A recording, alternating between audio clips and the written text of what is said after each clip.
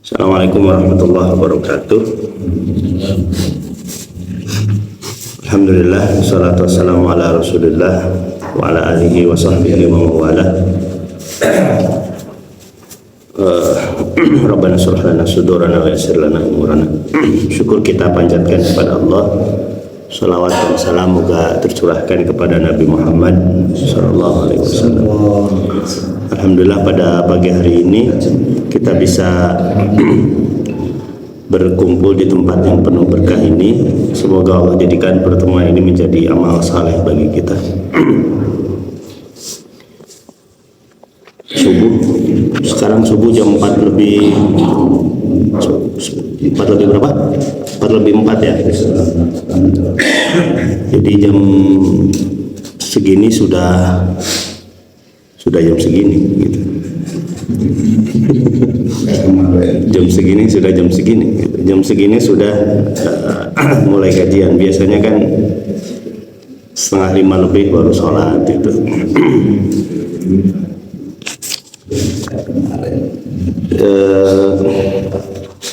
Pada pertemuan ini kita akan membahas hadis Nabi, dan kalau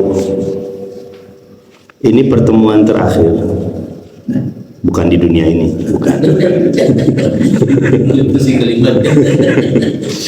Ini pertemuan terakhir menggunakan kitab yang dipakai karena sudah selesai. Jumlah totalnya 1457 hadis, yaitu kitab Subulus Salam. Kitab Subulus Salam itu syaratnya kitab Bulughul Maram. Bulughul Maram itu himpunan hadis yang dibuat oleh Ibnu Hajar Al-Asqalani. Ibnu Hajar Al-Asqalani itu pastinya saya tidak kenal, tapi saya tahu. Kalau kenal, ketemu di mana? Belum pernah ketemu. Yang membuat kitab Fathul Bari. Fathul Bari itu kitab 15 jilid kalau versi yang saya punya, yang mensyarah kitab Sahih Bukhari. Beliau buat bertahun-tahun ya, sehingga terhimpun 15 jilid. Ada yang bilang 6 tahun, ada yang bilang 3 tahun, berbagai macam versi lah. Terhimpun 15 jilid. Jadi kalau 3 tahun itu hebat tuh, bisa menghimpun 13 atau 15 jilid ya. Saya udah 3 tahun disertasi itu beres-beres itu. Beliau bisa beres. Memang itu kualitas ulama dulu, memang tidak bisa disaingi oleh ulama-ulama sekarang, oleh siapapun ya. Nah, di samping itu beliau pun membuat kitab Bulughul Maram. Nah, Bulughul Maram itu dijelaskan atau disyarah oleh kitab namanya Subulus Salam. Pengarangnya adalah Imam As-San'ani. Imam San'ani itu ulama dari Yaman. San'a itu kan ibu kota Yaman ya. San'a kalau versi kita itu negara yang kering kerontang, tandus, gunungnya gunung batu, tapi nanti kata Allah, dari wilayah Yamanlah akan berhembus angin yang lembut menjelang hari kiamat, dan angin ini seperti mengejar orang beriman. Allah wafatkan orang beriman sehingga tidak berjumpa dengan hari kiamat. Nah, pembahasan kitab Subulus Salam itu sudah selesai. Pertemuan ini 1457 hadis totalnya. Kalau pekan kedua kan itu tafsir ya, itu masih panjang perjalanan. Nah, mungkin untuk pertemuan kedua keempat ya, maksudnya kedua dalam 1 bulan, berarti keempat, kita beralih ke kitab yang lain. Apa? Mungkin ke kitab ini ya, Zadul Ma'ad fi Hadi Khairil Ibad. Cuman karena itu kitabnya tidak urutan hadis seperti ini, jadi Zadul Ma'ad fi Hadi Khairil Ibad itu tentang sosok Nabi SAW, berbagai aspeknya. Beliau sebagai Rasulullah SAW. Jadi bagaimana kita memahami Rasulullah pada berbagai macam aspeknya gitu. Otomatis pembahasannya Beda dengan sirah nabawiyah. Kalau sirah nabawiyah itu seringnya pembahasannya itu berkaitan dengan ghazawat, tentang peperangan, tentang macam-macam lah. Tapi kalau Zadul Ma'ad ini lebih komprehensif, lebih banyak. Itu dibuat oleh Ibnu Qayyim. Versi yang saya punya itu 4 jilid. Bahkan ada yang bilang Ibnu Qayyim itu bikin kitab tersebut dalam sebuah perjalanan di atas onta. Itu jelas satu kitab 4 jilid versi yang saya punya. Itu dari mulai kelahiran, pernikahan, aspek ibadahnya, macam-macam lah. Itu dalam kitab Zadul Ma'ad. Karena itu sifatnya bukan poin-poin hadis seperti ini, otomatis tidak akan bisa ada perinan seperti ini, tapi tidak ada masalah ya.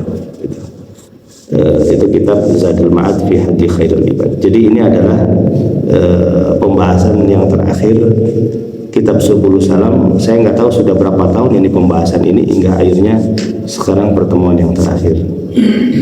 Udah bertahun-tahun lah ya. Nah, Zadul Ma'ad itu 4 jilid. 1 jilid itu tebalnya segini. Mungkin insya Allah khatam tahun 2045. Pas Indonesia emas. Wallahu a'lam bishawab. Baik, kita menuju ke pembahasan hadis pertama ya. Hadis nomor 1453. Hadis ini diriwayatkan oleh Umar radhiyallahu anhu, sahabat Nabi yang terpilih menjadi khalifah setelah Abu Bakar, dan Rasul sudah tanda petik meramal beliau syahid ya ketika di Gunung Uhud. Jadi Rasulullah, Abu Bakar, Utsman naik ke atas Gunung Uhud. Tiba-tiba Gunung Uhud bergetar, gempa. Maka kemudian Nabi menepakkan kakinya kepada Gunung Uhud, kemudian berdoa, ya Allah, hentikanlah Gunung Uhud ini dari goyangannya, karena wahai Uhud, berhentilah, karena di atasmu ini ada Rasulullah dan ada berempat, Rasulullah, Abu Bakar, Umar, Utsman. Karena di atasmu ini ada Rasulullah, ada Abu Bakar, dan ada 2 orang syahid, yaitu Umar dan Utsman. Dan Umar dan Utsman kan memang syahid ya. Padahal itu peristiwanya sebelum Rasulullah wafat, otomatis sebelum Umar dan Utsman syahid. Jadi Rasul seperti sudah memberikan isyarat. Otomatis isyaratnya ini berdasarkan wahyu ya. Kalau Rasulullah, Rasul tidak menyebut Abu Bakar syahid, dan memang faktanya Abu Bakar wafatnya bukan karena dibunuh, tapi karena sakit. Tapi Umar, Utsman disebutkan oleh Nabi, karena di atasmu ini ada 2 orang syahid. Di atasmu ini ada Abu Bakar, ada aku, ada Nabi, ada Rasulullah, ada Abu Bakar, dan ada 2 orang syahid. Yang tersisakan cuman Umar dan Utsman. Jadi Rasul sudah diberikan wahyu oleh Allah, berita tentang bagaimana kondisi 3 sahabatnya ini. Ada yang meninggal karena syahid, dan ada yang meninggal karena syahid di medan perang. Dari Umar radhiyallahu anhu berkata, "Idza madda yadayhi fi du'a lam yurduhuma hatta yamsah bihimal wajh." Dari Umar radhiyallahu anhu berkata, apabila beliau mengangkat kedua tangannya dalam berdoa, beliau tidak meletakkan keduanya hingga menyapukan kedua tangannya ke wajah beliau. Hadis ini tuh ada 2 pembahasan ya. Yang pertama tentang mengangkat tangan ketika berdoa. Konteksnya kalau di luar sholat, para ulama sepakat, tidak ada khilaf, anjuran mengangkat tangan ketika berdoa. Ini seperti hadis yang lain, innallaha ta'ala hayyun karim yastahyi min 'abdihi idza rafa'a yadayhi ayyarudda du'a. Allah itu maha hidup dan maha mulia. Dia malu kalau melihat hambanya berdoa mengangkat tangannya, kemudian dia menolak doa hambanya. Ini berarti kan anjuran mengangkat tangan ketika berdoa. diperkuat dengan hadis ini. Nah itu kalau itu kan sifatnya umum ya, hadis itu sifatnya umum dalam konteks apapun, sehingga kalau konteksnya di luar sholat tidak ada khilaf para ulama bahwasannya di antara sunnah ketika berdoa itu mengangkat tangan. Nah yang jadi perdebatan kalangan para ulama itu setelah sholat, apakah setelah sholat ketika berdoa itu mengangkat tangan, bahkan bukan hanya mengangkat tangannya, apakah setelah sholat itu ada doa atau tidak, itu pun para ulama berbeda pendapat. Kalau tidak ada doa ya berarti tidak angkat tangan, gitu ya. Tidak koki tapi tengah doa.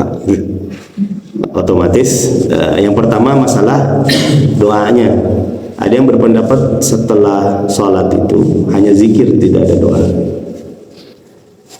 Mereka melihat mengklaim bahwasannya itu yang dilakukan Rasul ketika mengajarkan apa yang dibaca setelah sholat hanya istighfar, Allahumma antas salam, kemudian zikir yang tiga kali tiga itu, kemudian la ilaha illallah, selesai. Sebagian ada riwayat yang meriwayatkan dengan Allahu la ilaha illa huwal hayyul qayyum. Lalu bagaimana dengan maksud hadis Nabi di antara doa mustajab itu fi duburi kulli shalah, di akhir setiap salat? Versi pendapat yang pertama tadi bukan setelah zikir tapi sebelum salat. Ini seperti doa Nabi, Allahumma inni a'udzubika min doa sebelum salam. Allahumma inni a'udzubika min yang fitnatil mahya wal mamat wa min fitnatil masiihid dajjal.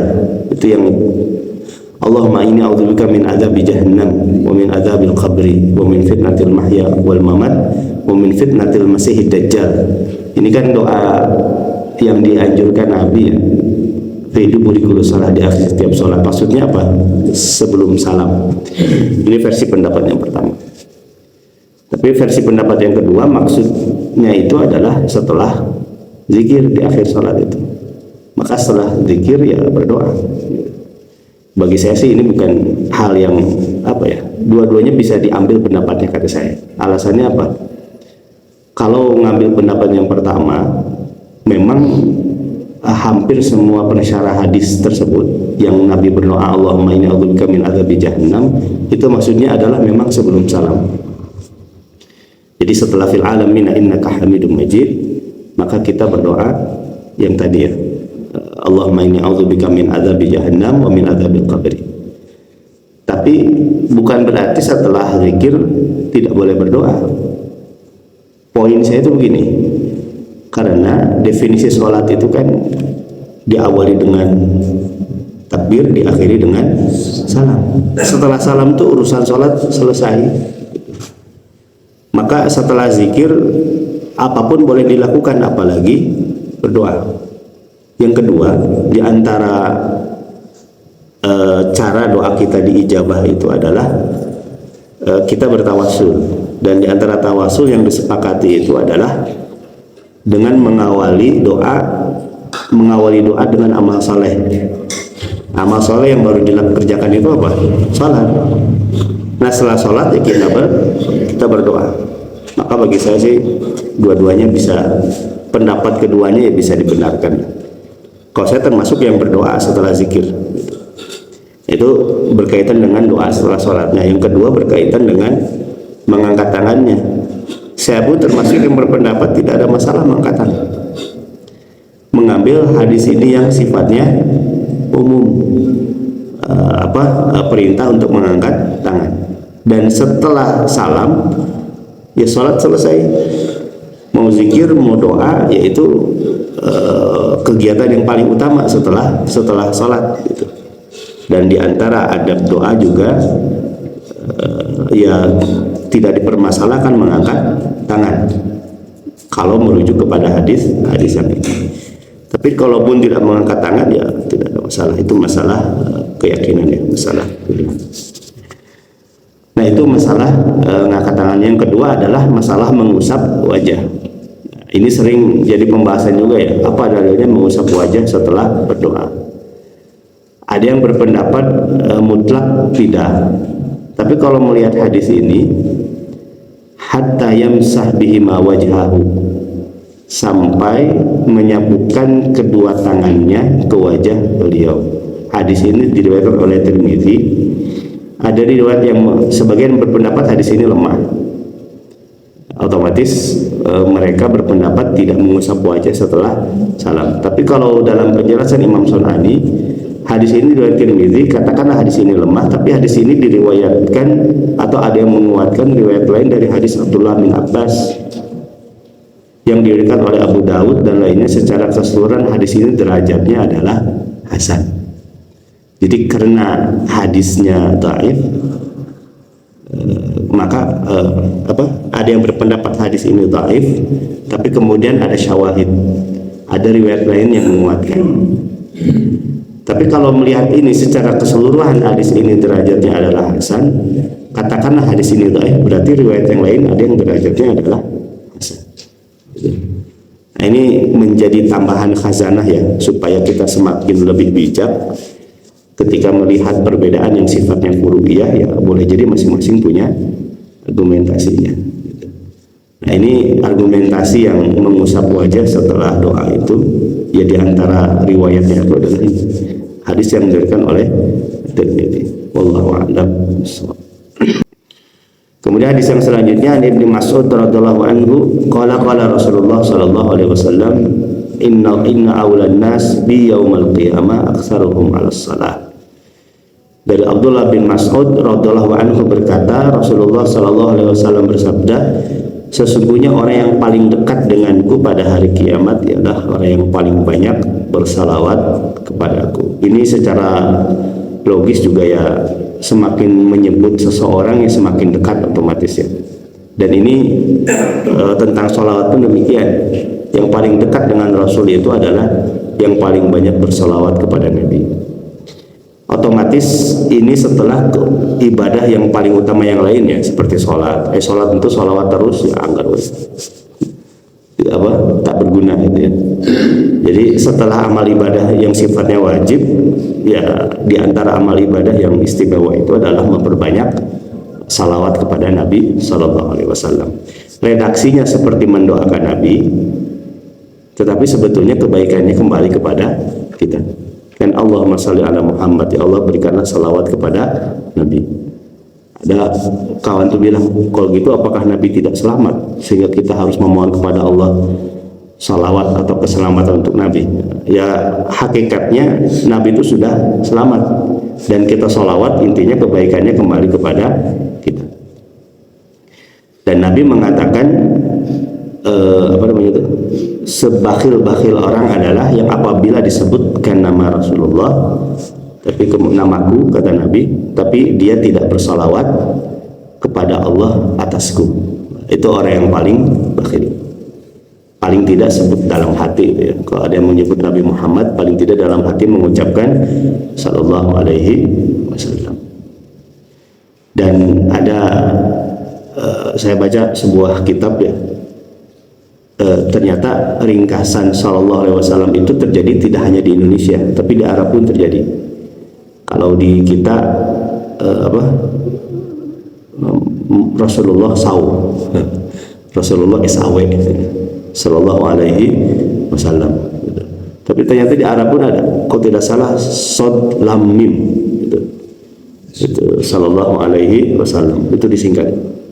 Tapi ada seorang ulama yang ketika menyebut Nabi tidak pernah sekalipun meringkas ketika menulis ya, menulis yang di dalamnya ada penyebutan nama Nabi, tidak pernah meringkas sallallahu alaihi wasallam dengan sad lam dam mim.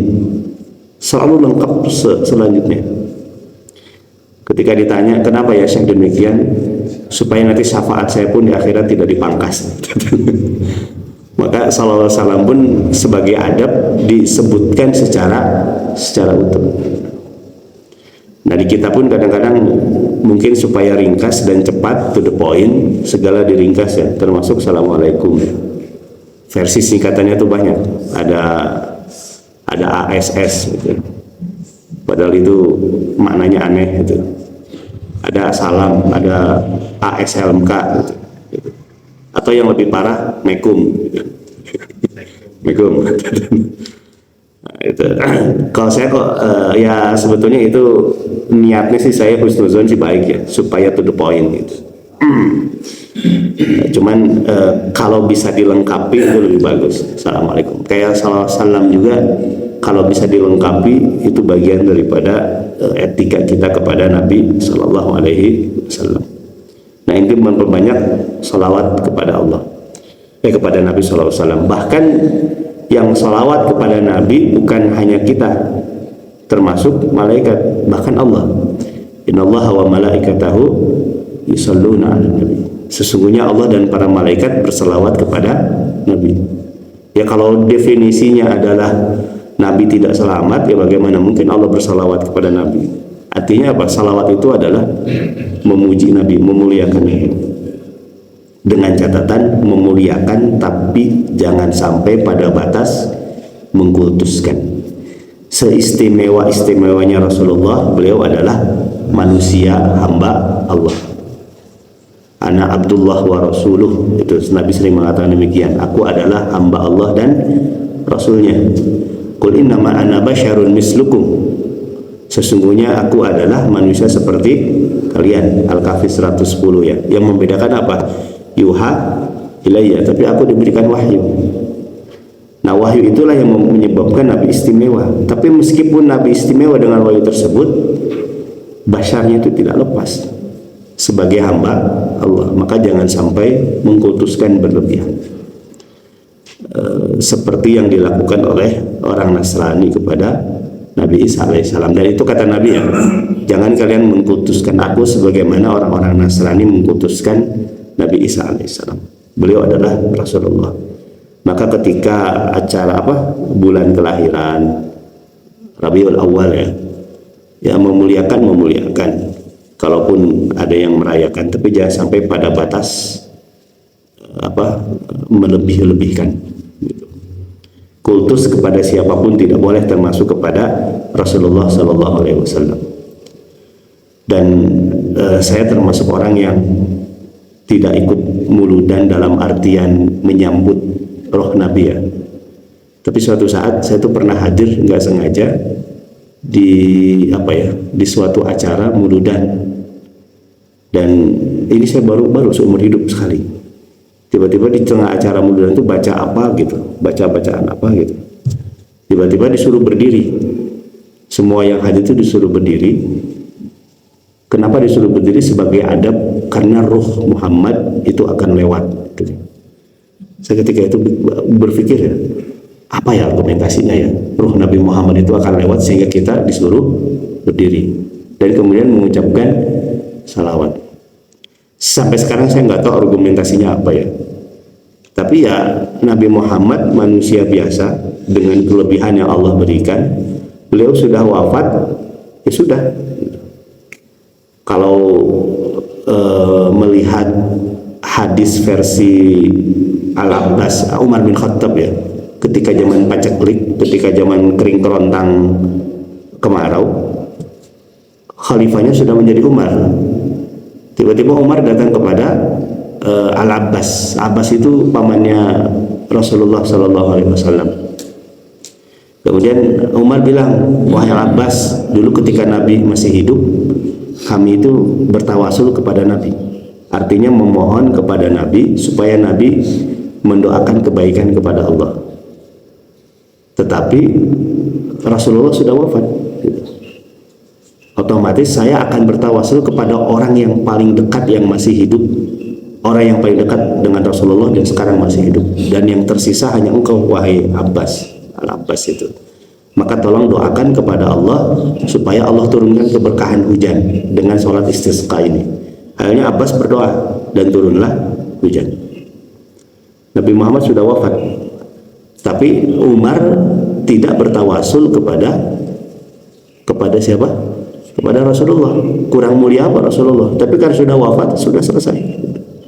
Tawasulnya kepada siapa? Kepada Al-Abbas, kepada paman Rasulullah Sallallahu Alaihi Wasallam. Itu jadi kita muliakan Rasulullah dengan cara mengikuti sunnahnya, dengan banyak bersolawat kepada Nabi Sallallahu Alaihi Wasallam, tidak dengan cara yang dikhawatirkan terjadi hal-hal yang tidak diharapkan. Wallahu a'lam. Kemudian hadis yang selanjutnya ini kalimat istighfar yang paling istimewa ya. An Syaddad bin Aus, dari Syaddad bin Aus, Rasulullah sallallahu alaihi wasallam berkata, Sayyidul istighfar. Bahwasanya Rasul berkata, Sayyidul istighfar. Sayyid itu kan tuan ya, raja. Apa ya? Ya tuan. Tuannya istighfar itu adalah apabila seorang hamba mengucapkan Allahumma anta rabbi, wahai Allah sesungguhnya engkau adalah Tuhanku, la ilaha illa anta khalaqtani, tidak ada Tuhan selain engkau yang telah menciptakanku, wa ana abduka, dan sesungguhnya aku adalah hambaku, aku adalah hambamu, wa ana ala ahdika, dan aku akan setia pada perjanjian denganmu semampuku. Apa perjanjiannya ini? Tidak mempersekutukan Allah. Ini ketika kita berada di dalam alam rahim, alam ruh. Ada yang mengatakan alam ruh, ada yang mengatakan alam rahim. Apa itu? Ketika alastu bi rabbikum qalu bala syahidna. Bukankah aku Tuhan kalian? Para ruh itu mengatakan, ya engkau adalah Tuhanku. Kemudian wa ana ala ahdika wa wa'dika mastata'tu a'udzubika min syarri ma sana'tu. Aku berlindung kepadamu dari kejelekan yang aku perbuat. Ini jadi gambaran bahwasannya menghindari perbuatan buruk itu kalau tidak ada bantuan dari Allah itu berat, itu sulit gitu. Bahkan beribadah pun kalau tidak ada bantuan dari Allah susah. Sehingga Nabi pun berdoanya apa? Allahumma a'inni ala dzikrika wa syukrika wa husni ibadatik. Itu kalimat itu apa? Allahumma a'inni, ya Allah bantulah aku. Ini Nabi yang berdoa. Allahumma inni a'udzubika, Allahumma a'inni ala dzikrika, ya Allah tolonglah aku untuk selalu ingat kepadamu, wa syukrika, untuk syukur kepadamu, wa ala husni ibadatik, dan untuk perbaiki amal. Lawannya amal baik kan amal buruk ya. Berarti meninggalkan amal buruk pun kalau tidak ada perlindungan dari Allah, bantuan dari Allah, susah. Kita lagi di masjid, lagi iman lagi tinggi-tingginya lah, tapi nggak tahu kalau kita keluar iman kita itu kan naik turun, dan hati kita itu bolak balik gitu. Potensi untuk tergelincir itu semua orang ada. Kemudian Abu laka bi ni'matika alayya, aku mengakui nikmatmu kepadaku. Nah ini syukur yang paling rendah itu adalah mengakui segala nikmat itu dari Allah. Makanya kan syukur yang terendah itu adalah mengucapkan alhamdulillah. Tapi syukur yang paling tinggi itu adalah memanfaatkan apa yang Allah berikan kepada kita di jalan ketaatan. Itu syukur yang paling tinggi. Maka kalau dapat nikmat tapi tidak merasa itu dari Allah sehingga tidak mengucapkan hamdalah, berarti tidak ada kalimat syukur. Dan kalau kita lihat dalam Al-Quran itu, janji penambahan itu hanya pada syukur. La in syakartum la azidannakum. Apabila kalian bersyukur, pasti ya. Itu ada dua kalimat kata taukid, penekanan. Ada la di awal dan nun taukid di belakang. Pasti akan kami tambahkan. Hanya pada kalimat syukur. Tapi tidak ada janji penambahan di balik kerja keras itu, tidak ada. Siapa yang kerja keras akan kami tambah, atau siapa yang bergadang akan kami tambah, itu tidak ada. Yang ada itu berkaitan dengan kerja keras apa? Inna ma'al usri yusra. Kerja keras itu hanya merubah dari sulit menjadi mudah gitu. Tapi kalau penambahan, janji Allah itu hanya pada kalimat syukur. Nah ini nikmat ya, tambahan nikmat. Dan nikmat itu bukan hanya konteksnya materi ya. Fisik sehat, pikiran tenang, itu kan nikmat dari Allah. Ketika banyak orang yang materinya banyak tapi sakit-sakitan tidak tenang. Dan kalau kita lihat ya di Quran surat apa ini ya? Wa in ta'uddu ni'matallahi la tuhsuha. Kalau engkau hendak menghitung nikmat Allah, la tuhsuha, kalian tidak akan sanggup menghitungnya. Itu nikmatnya itu, wa in ta'uddu ni'matallah, pakai tunggal bukan jamak. Wa in ta'uddu ni'matallahi la tuhsuha, kalau engkau hendak menghitung satu nikmat Allah, bukan banyak nikmat ya, jamaknya nikmat itu kan ni'am. Tapi kenapa Allah menggunakan kata nikmat, tidak menggunakan kata ni'am gitu. Kalau engkau hendak menghitung nikmat Allah yang satu, la tuhsuha, kalian tidak akan mampu untuk menghitungnya. Kan kalau satu bisa dihitung kan, satu. Tapi apa maksudnya? Maksudnya adalah kemuliaan, keistimewaannya. Sehingga dulu yang ulama Bani Israel itu ya, yang masuk surga, kemudian ditanya oleh Allah, apa yang menyebabkan kau masuk surga? Gitu. Apa kata laki-laki ini? Aku masuk surga karena amalanku. Kemudian kata Allah apa? Bukan, kamu masuk surga bukan karena amalanmu. Seandainya amalanmu itu ditimbang hanya dengan satu nikmat saja yang aku berikan kepadamu, yaitu mata, nikmat melihat, cuma satu bola mata ya, bukan dua, itu masih besar nikmat Allah bernama mata dibandingkan dengan amal saleh.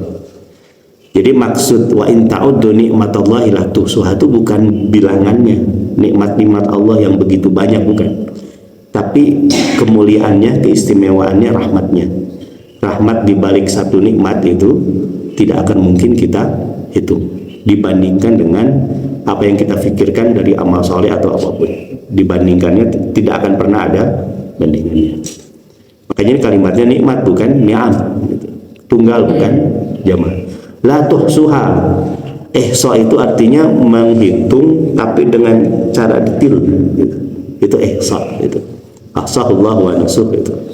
Jadi kalaupun engkau menghitung satu nikmat Allah tentang keistimewaannya secara detail, itu tidak akan pernah bisa menghitung. Apalagi kalau dijumlah dengan nikmat Allah yang banyak yang sudah Allah berikan kepada kita. Ini masalahnya, kata Allah itu wa qalilum min ibadiyasy syakur, sedikit dari hambaku itu yang bersyukur, artinya tidak merasa nikmat itu dari Allah. Abu ulaka bi ni'matika alayya wa abu ulaka bi dzambi, dan aku mengakui dosa-dosaku. Ini berat gitu. Mengakui dosanya berat karena sudah terbiasa bikin dosa, jadi tidak merasa berat melakukan dosa sehingga menganggap itu bukan dosa. Dan kalau sudah menganggap bukan dosa berarti rasa malu hilang. Rasa malu hilang berarti iman pun hilang. Fa innahu la yaghfiru dzunuba illa anta.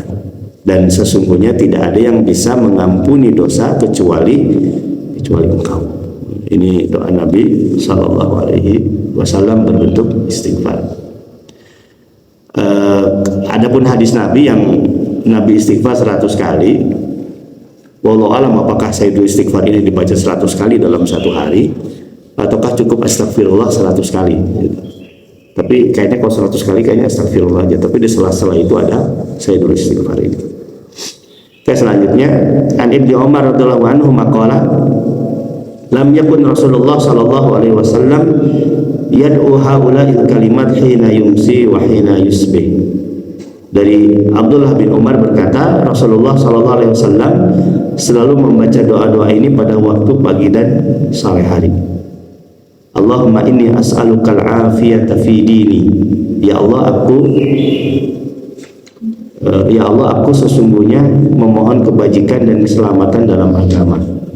Artinya tidak meninggalkan agama ini. Allahumma inni as'alukal afiyah, ketika banyak orang meninggalkan agama ini. Ketika banyak orang yang memilih tidak bertuhan. Ketika banyak orang yang memilih melanggar rambu-rambu Allah. Wa dunya, dan juga dalam dunia. Ya walaupun orientasi akhirat, tapi kan kita hidup di dunia. Di dunia pun harapan kita diberikan keselamatan, diberikan kebahagiaan. Wa ahli wa mali, dan pada hartaku dicukupkan dengan yang halal, dijauhkan dari yang haram, diberkahkan dan diluaskan. Wa ahli wa mali, jadi keluarga dan harta. Kalau keluarga puncaknya itu adalah berkumpul di surga. Allahumma astur aurati, ya Allah tutupilah auratku. Ini aurat yang sifatnya lahiriah atau tidak lahiriah ya. Kalau lahiriah apa? Fisik ya. Kalau tidak lahiriah, aib. Allahumma astur aurati. Jadi di antara adab doa kepada Allah itu adalah minta ditutup aib. Dan kalau Allah sudah tutup aib, jangan kita buka gitu.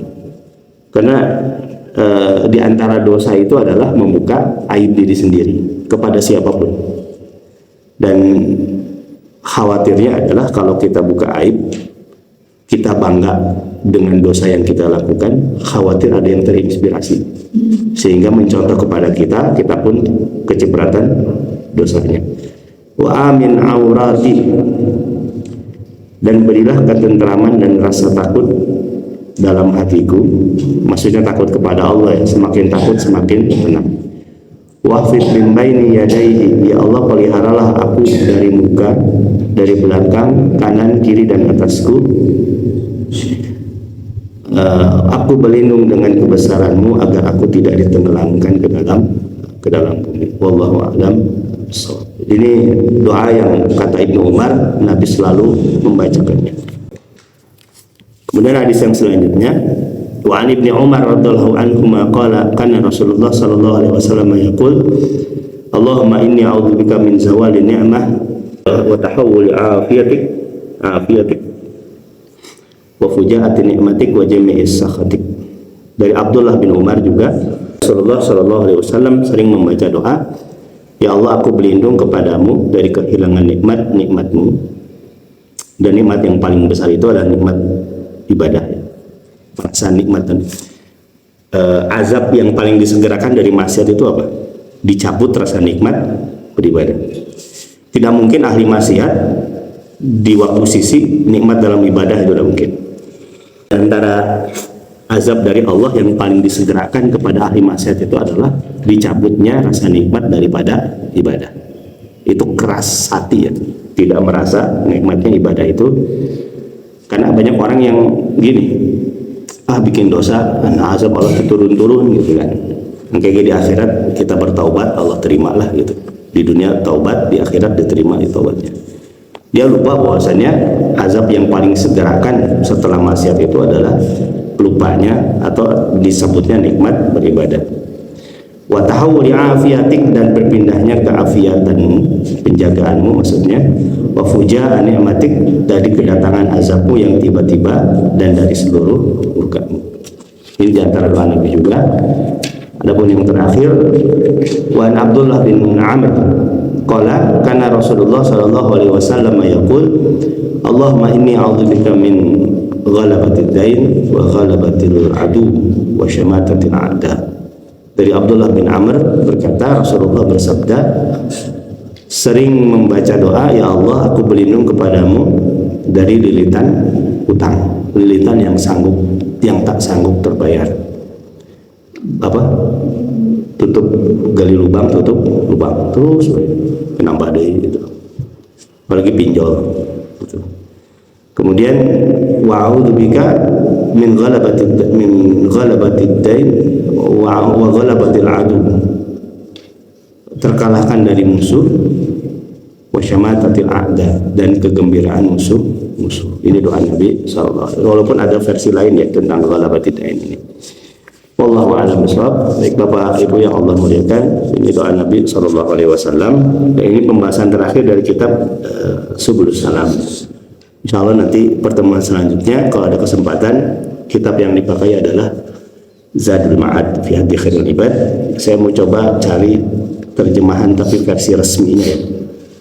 Mudah-mudahan dapat gitu. Wallahu a'lam.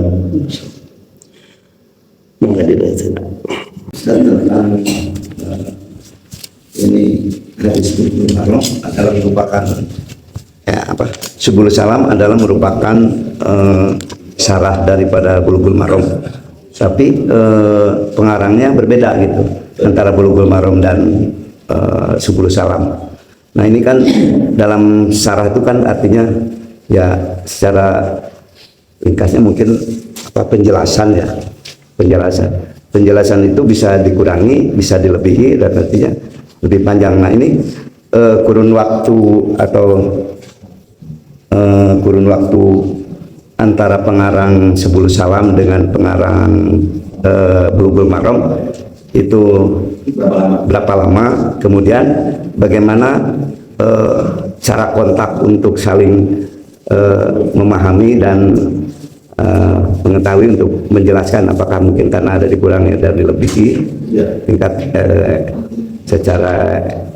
secara apa etikanya gitu, gimana? Ibnu Hajar itu kan hidup, saya lupa ya, tapi antara dua masa ini, antara tahun 700-an atau 800-an Hijriah. Itu siapa? Ibnu Hajar, antara 700 atau 800 Hijriah. Coba saya cek pastinya ya. Beliau lahir, nah betul, meninggalnya Ibnu Hajar itu 852. Wafatnya ya 852, katakanlah usianya 60 tahun, berarti kan masih di angka 700 akhir ya lahirnya itu, karena wafatnya 852. Sementara siapa? Imam Sanani itu udah 1000-an, 1000 tahunan, 1000 Sanani. Muhammad bin Ismail As-Sanani itu 1687, meninggal 1768 Masehi gitu. Masehi. Iya Masehi ya. Iya Masehi kayaknya 1687. Iya Masehi lah, nggak mungkin Hijriah. Jadi kan sekarang 1400. Masehinya 1687 atau 1768. Itu Imam Sanani. Jadi jaraknya jauh, ratusan tahun. Nah, gimana kok bisa mensyarah? Pertama, tradisi syarah itu sudah ada sejak zaman dulu dengan jarak yang jauh ya. Sekarang Imam Bukhari itu kan muridnya Imam Ahmad ya, tahun 200-an lah, 200 sekian Hijriah.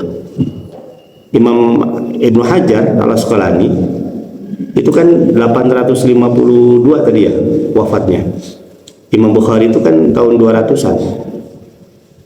Imam Syafi'i itu kan wafat 204. Katakanlah Imam Ahmad lebih muda dikit, Imam Bukhari lebih muda dikit, masih di angka 200 tahun, angka 200-an gitu. Artinya kan jauh sekali kan. Tapi gimana caranya Imam Ibnu Hajar mensyarah Imam Bukhari? Ya tidak ada masalah menurut saya, karena memang dalam Sahih Bukhari itu nyaris tidak ada penjelasan, kecuali hanya sanad hadis dan matan hadis, hanya itu saja. Tidak ada penafsiran oleh Ibnu Hajar, tidak ada penjelasan. Maka kemudian dijelaskan oleh ulama yang datang jauh setelahnya, namanya adalah Ibnu Hajar. Bahkan hal yang lumrah, Imam Bukhari itu kan memang diperselisihkan ya, ikut madhabnya madhab apa gitu kan. Ada yang mengatakan madhab Hambali, ada yang mengatakan madhab Imam Syafi'i, karena memang Imam Bukhari kan muridnya Imam Ahmad ya. Artinya para imam madhab yang 4 itu sudah muncul gitu. Tapi Imam Ibnu Hajar kan madhabnya Syafi'i. Katakanlah karena Imam Bukhari muridnya Imam Ahmad dianggap madhab Hambali, Imam Ibnu Hajar itu madhabnya Syafi'i. Jadi syarah lintas madhab juga bahkan biasa gitu. Ulama madhab Syafi'i mensyarah kitab karya ulama madhab Hambali, atau kebalikannya, itu hal yang lumrah biasa gitu. Karena kan Bulughul Maram sangat tipis iya. Ya. Nah, Bulughul Maram juga, kalau kita buka Bulughul Maram itu kan tidak ada syarahnya, hanya kumpulan hadis saja. Tidak ada penjelasan maksud kalimat ini apa, enggak ada, hanya kumpulan hadis saja. Nah, itu dijelaskan oleh Imam Sanani dalam kitab Subulus Salam. Ibnu Hajar madhabnya Syafi'i, Imam Sanani itu bukan madhab Syafi'i. Bahkan ada yang mengatakan beliau dulunya Zaidiyah. Zaidiyah itu salah satu madhab di Syiah, walaupun kemudian masuk Sunni. Walaupun ada yang membantah ya, beliau tidak pernah jadi Syiah, karena memang di Yaman itu madhab Syiah Zaidiyah itu sangat kuat gitu. Nah itu hal yang lumrah saling mensyarah, bahkan itu budaya ilmu yang berkembang ya. Jadi kebayang ya kalau ulama madhab A mensyarah ulama madhab B, betapa fleksibelnya, betapa tidak kakunya antar madhab ini gitu. Betapa mereka tuh tidak fanatik juga kepada madhabnya gitu. walaupun mereka tidak ada ulama yang tidak bermazhab.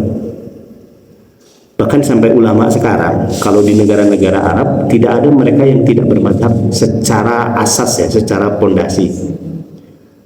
Kalau istilah Arab tuh nuqtatul intilaq, titik berangkatnya itu. Ulama-ulama Saudi mereka selalu mengklaim saya mazhabnya adalah Hambali secara pokok ya. Ulama-ulama Mesir campuran ini, ada yang Syafi'i, ada yang macam-macam. Ulama-ulama di Maroko kebanyakan mazhabnya itu adalah Maliki. Karena dalam mazhab itu ada metodologi bagaimana memahami Quran dan Sunnah. Inti bermazhab itu kan memahami metodologi. Nah, tapi walaupun mereka bermazhab, mereka tidak fanatik. Betapa rumitnya para ulama itu ketika mau membuat kitab, tapi mereka tidak bermazhab. Betapa rumitnya. Karena Imam Syafi'i dengan kitabnya Ar-Risalah itu, dia sudah membuat metodologi gimana cara menyimpulkan dari sekian banyak ayat dan hadis sehingga menunjukkan satu kesimpulan penafsiran fikih. Itu kan adalah metodologi. Maka berkembanglah mazhab Syafi'i. Mazhab Hambali juga demikian. Jadi pendapat-pendapat yang berkembang di mazhab Syafi'i, Hambali dan mazhab yang lainnya itu adalah hasil dari metodologi yang dikembangkan di dalamnya. Maka betapa beratnya kalau ada seorang ulama, ustadz mengatakan saya tidak bermazhab, saya Quran dan Sunnah saja. Siapa dia dibandingkan Imam Syafi'i? Siapa dia dibandingkan dengan Imam Ahmad gitu. Yang mereka pun membuat metodologi begitu rumitnya gitu. Dan ketika mengklaim saya tidak bermazhab, saya cukup Quran dan Sunnah, dia sedang membuat mazhab sendiri. Mazhab siapa? Mazhabnya dia gitu. Dia sedang membuat mazhab sendiri sebetulnya. Jadi jangan benturkan antara mazhab dengan Quran dan Sunnah gitu. Jangan benturkan antara Imam Syafi'i dengan Rasulullah, Imam Ahmad dengan Rasulullah. 4 mazhab itu dia sedang meramu metodologi gimana caranya memahami Quran dan Sunnah dengan benar. Maka ketika kita bermazhab, artinya bagaimana kita memahami Quran Sunnah dengan metodologi yang sudah dibuat oleh 4 mazhab ini. Dan itu keniscayaan, tidak mungkin tidak. Makanya tidak ada ulama yang tidak bermazhab. Yang salah itu kalau sampai fanatik mazhab, nah itu yang salah. Tapi sampai membenturkan mazhab dengan Quran dan Sunnah itu bagi saya sangat tidak tepat, sangat tidak tepat. Wallahu a'lam. Ini seindahan para ulama dulu ya, sampai kalau dibandingkan dengan secara keduniaan kan sekedar royalti apa gitu. Imam Yusuf Qaradawi itu kan bikin buku begitu banyak ya. Dia bilang mau di PDF kan silahkan, saya tidak akan pernah memikirkan yang namanya royalti. Makanya buku-buku yang diterbitkan oleh ulama Timur Tengah relatif lebih aman dari segi hak cipta. lebih aman karena mereka tuh lebih cenderung ikhlas lah gitu.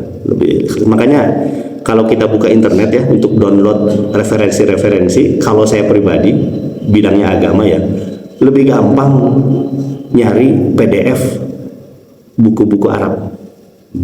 Kalau buku Inggris pasti ujungnya ke Amazon dan itu bayar.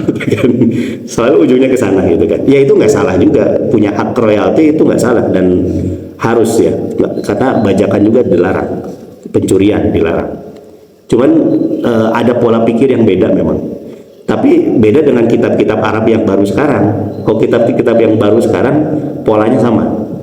Polanya sama artinya relatif harus yang ori gitu. Tapi kalau karya ulama dulu ya kayak Zadul Ma'ad macam-macam itu relatif gampang sekali. Bahkan ada website tersendiri Al-Waqfiyah itu. Semua buku-buku jadul ada di situ. Tinggal download PDF-nya dan ya oleh penerbitnya pun diizinkan sehingga muncul di situs tersebut. Wallahu a'lam.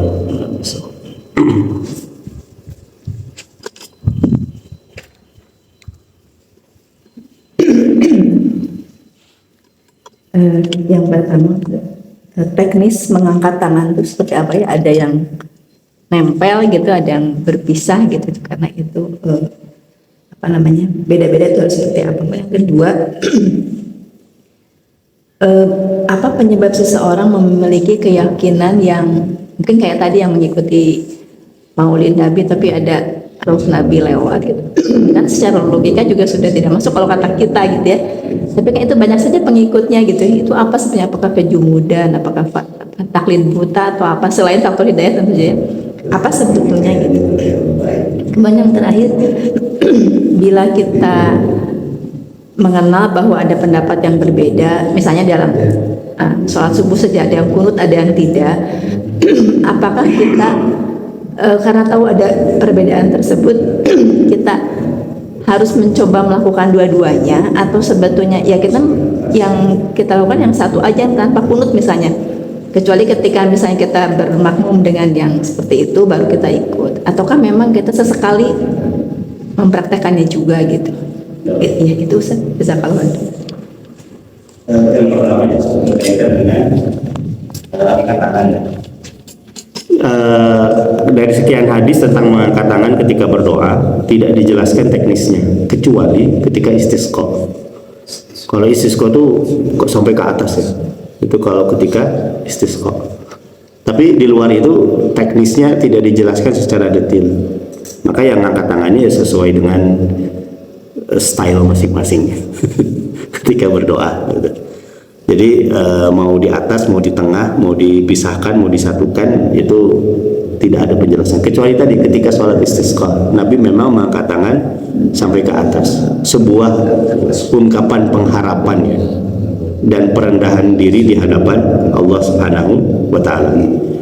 Tapi hadis-hadis tentang anjuran mengangkat tangan, terlepas teknisnya bagaimana, itu tidak hanya satu hadis menunjukkan bahwasanya ketika berdoa memang dianjurkan mengangkat tangan gitu. Dan apa ya, ini kan ungkapan apa ya, ungkapan harapan yang besar ya, dan ungkapan keseriusan berdoa keseriusan dalam memohon gitu, dan ungkapan merendahkan diri di hadapan pencipta itu mengangkat tangan. Dan kalimat Allah itu indah ya, Hayyun Karim yastahi min abdihi. Allah tuh malu kepada hambanya kalau melihat hambanya yang berdoa sambil mengangkat tangan. Artinya apa? Allah malu hambanya sudah sungguh-sungguh berdoa mengangkat tangan tapi dia tidak mengabulkan. Masalah pengkabulannya bagaimana itu urusan Allah ya. Apakah sesuai yang diharapkan, apakah disegerakan, apakah ditunda, ataukah diganti dengan yang lain, itu Allah lebih tahu betul. Tapi intinya adalah mengabulkan. Dan diantara adabnya itu adalah mengangkat tangan. Kemudian yang kedua, kenapa orang datang ke acara seperti itu ya? Sampai sekarang tadi saya nggak tahu dalilnya apa ya. Tapi ada yang mengatakan Nabi Muhammad sudah wafat, tapi ruh Muhammad itu masih ada di sekitar kita. Pakai dalilnya, tapi dalil terlalu umum. Ketika kita tahiyat, apa? Asyhadu an la ilaha illallah. Bukan. Assalamualaikum ayuhan nabi wa rahmatullahi wabarakatuh. Ada itu ya? Itu kan ada assalamualaikum ayuhan nabi. Kita baca kan? Kenapa kalimatnya pakai K? Kan? Salawat atasmu wahai Nabi. Kenapa tidak pakai dia? Nabi sudah wafat, kita memohon kepada Allah. Berarti kan keduanya siapa? Allah kan? Kita berbicara dengan Allah, doa untuk siapa? Untuk pihak ketiga. Pihak ketiganya siapa? Nabi. Tapi ini malah pakai K. Engkau, assalamualaikum, keselamatan Allah untukmu wahai Nabi. Diartikan bahwasannya, ditafsirkan oleh sebagian kalangan menunjukkan Nabi Muhammad itu masih ada di sekitar kita, roh punya itu, karena menggunakan kalimat tadi assalamualaikum ayuhan nabi wa rahmatullahi wabarakatuh. Tapi bagi saya itu maknanya bukan demikian. Kalau Pak John lagi jatuh cinta kepada seorang wanita, kan biasanya orang jatuh cinta itu suka menganggap kekasihnya itu di depannya ya, wahai engkau yang cantik jelita gitu kan, engkau bukan dia gitu kan. Asal nama gitunya Pak John ya. Wahai engkau permata hatiku gitu kan. Itu kan engkau, padahal dianya nggak ada di depan kita. itu menganggap bahwasanya dia itu dekat dengan kita, padahal hakikatnya adalah jauh. Kalau saya memahaminya gitu, sama dengan dalam tahiyat, assalamualaikum ayyuhan nabi, keselamatan untukmu wahai nabi. Bukan berarti nabinya ada di dekat kita, nabi sudah wafat, tetapi ini ungkapan betapa kita itu ingin dekat dengan nabi, cinta kepada nabi, sehingga kata ganti ketiga pun menggunakan kata ganti kedua. Sehingga kalau saya berpendapat sih, ya Nabi Muhammad sudah wafat dan beliau sudah tidak ada di sekitar kita lagi. Ini saya pendapat pribadi ya. Tapi ya itulah yang namanya pendapat. Boleh jadi argumentasinya, dalilnya itu ada yang dari sifat umum menerjemahkannya demikian. Gitu. Nah, lalu bagaimana dengan orang yang kemudian mengikutinya? Ya, masyarakat Indonesia itu kan kebanyakan ikut-ikutan ya. Kalau saya meyakini sih masih banyak yang ikut kayak begitu. Itu, tapi ya itulah pendapat ya. Tetap secara sosok ya harus kita hormati demikian. Dan tidak ada bukti cinta kepada Nabi yang paling istimewa kecuali mengikuti sunnah Nabi Sallallahu Alaihi Wasallam.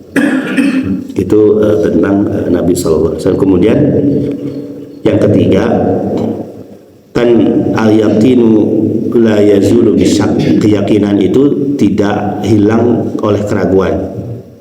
Dalam hal yang sifatnya furu'iyah pun, ketika hal satu kita yakini benar, yang lain kurang tepat, tapi tetap menghargai keyakinan furu'iyah, ya kita konsisten dengan yang kita pegang. Tapi ada pengecualian kalau memang ada dalil lain, pendapat itu bisa berubah. Contohnya tadi dalam kunut ya, misalnya kita berpendapat tidak kunut, ada yang lain kunut, yaitu masalah furu'iyah yang sangat ringan ya. Masing-masing punya argumentasi kuat. Ya kalau saya sebagai yang tidak kunut ya saya tidak kunut gitu. Ketika menjadi imam atau ketika sholat sendiri tidak pakai kunut gitu. Tapi kalau jadi makmum dan imamnya kunut, ya saya lebih cenderung ikut kunut. Apa alasannya? Ini argumentasinya Imam Ahmad. Innama ju'ila al-imam liyutamma bihi. Tidaklah imam dijadikan kecuali untuk diikuti. Mengikuti gerakan imam wajib. Sementara kunut tidak kunut itu adalah furu'iyah, khilafiyah furu'iyah. Dan tidak ada khilafiyah hukum wajib mengikuti imam. Makanya Imam Ahmad ketika ditanya, wahai imam, mazhab kita tidak kunut. Nanti kalau kita sholat di belakang imam yang kunut, kita kunut tidak? Apa kata Imam Ahmad? Daripada engkau tidak kunut, mending tidak sholat subuh sekalian. Ini kalimat halus dari Imam Ahmad. Ya kalau kita tidak kunut, imam kunut, ya kita kunut karena mengikuti imam tidak ada khilafiyah di situ. Tapi kalau kunut, argumentasinya masing-masing kuat lah. Yang kunut kuat dengan dalilnya, yang tidak kunut pun argumentasinya kuat dengan dalilnya. Wallahu a'lam. Satu lagi tadi tentang bisnis koin dengan mencari ilmu itu adalah orang yang paling soleh. Kan sekarang itu tidak percaya dan jarang ada orang soleh yang Oh ya. dengan diri itu saya gitu. Gimana terus? Kalau itu mungkin ada baiknya misalnya biasanya gitu. Kalau sekarang tidak saya Kan ini nahkum bil zahir. Kita tuh menghukumi dari yang tampak, walillahil khafaya, dan milik Allah lah rahasia-rahasia.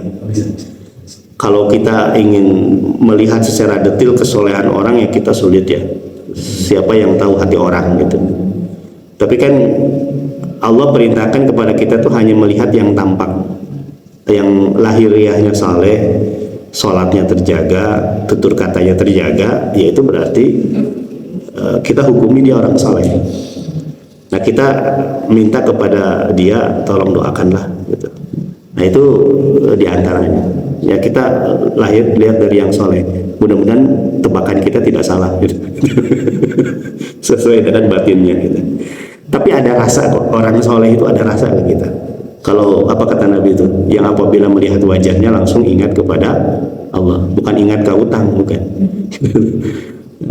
apa ya tutur katanya terjaga, itu orang soleh. Wallahu a'lam bishawab. Ada lagi? Ya cukup ya. Baik, Bapak Ibu yang Allah muliakan, ini sudah jam segini, sudah terang benderang. Kita cukupkan pembahasan kita dengan doa kafaratul majelis. Subhanakallahumma wa bihamdika asyhadu an la ilaha illa anta astaghfiruka wa atubu fid dunya hasanah wa fil akhirati hasanah wa qina adzabannar. Assalamualaikum warahmatullahi wabarakatuh.